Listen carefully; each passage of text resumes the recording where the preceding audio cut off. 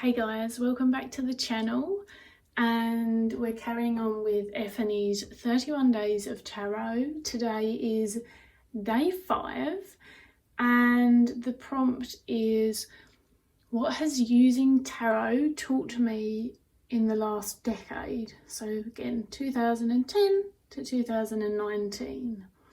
Before we start, as I don't show my face, this is more of a podcast video, so you can go ahead and listen without watching or come back to it when you want to chuck your earphones in or whatever it is, but I've got nothing to show you. Normally I use a still frame, but because my lovely candles are burning, I figured it's ambient, I'll just record.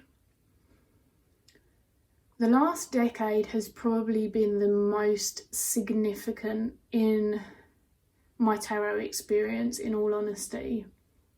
And to give you a brief understanding of why, I was brought up around many things: tarot, oracle, herbal medicine, holistic care, various different things, and that was both fascinating, but because most of it came from my relationship with my mother and when I lived with her or when I was staying with her, dependent on the time in my life, and because of the complexities of our relationship, and we're estranged now, and we've been estranged before, because of a mixture of that and also the way that some of the people around her used it, because of that on and off, and especially when I moved into my teens, my relationship with it was also on and off, and I was interested and I flipped backwards and forwards, but certainly a lot of people that I knew at that period of my life read in ways in which I don't read.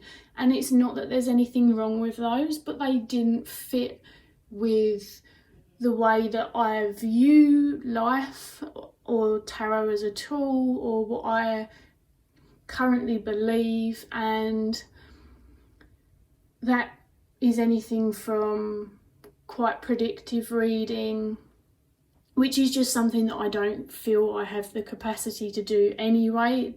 It's not something that I would try and do, but also things such as how the cults were taught when I was younger and who they represented, specifically gender, skin colour, hair colour. It just never, that part of tarot never fit comfortably for me, and I didn't feel good with it, so I didn't learn it very well, if that makes sense. So I had a lot of fun reading tarot, but there were big gaps, and I don't feel that I knew that there was another way until the last, the most recent decade, when tarot really taught me of its versatility.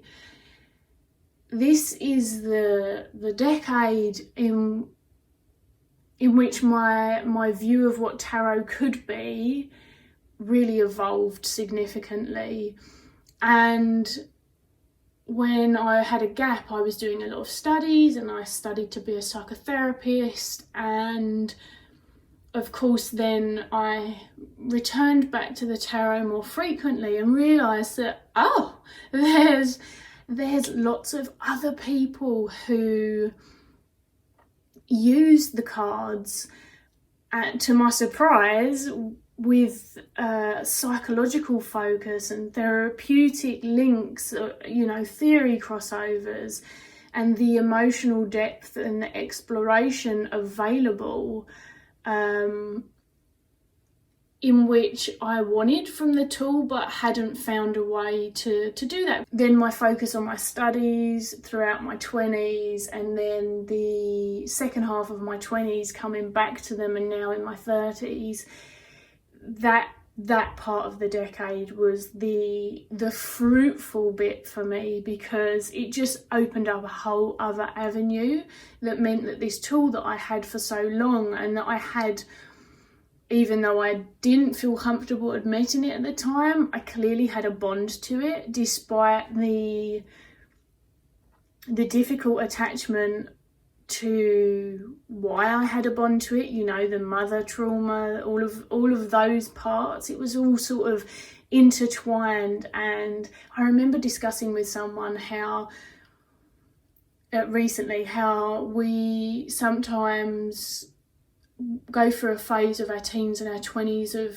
of rejecting things, and then later in life come back to them, but because we're ready to make them our own.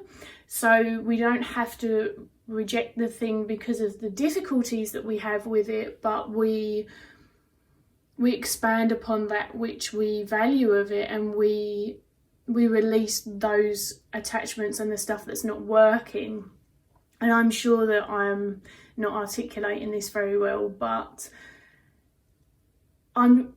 that rung true for me. It was definitely that transition from my late 20s and just sort of solidifying myself really securely and comfortably in a belief system, although of course that's always evolving. Otherwise I'd be concerned about myself if I was that fixed, but hopefully you get what I mean.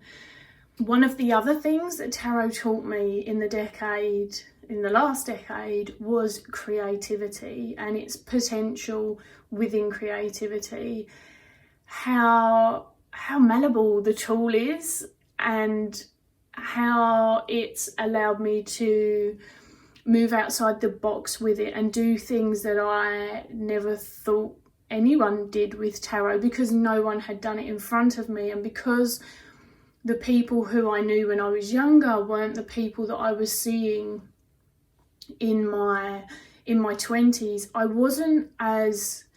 I still had connections into it, but I wasn't as immersed in the witch and woo and spiritual community, especially, as I say, during the periods that I was estranged from my mother. And so I didn't hear about people using it creatively.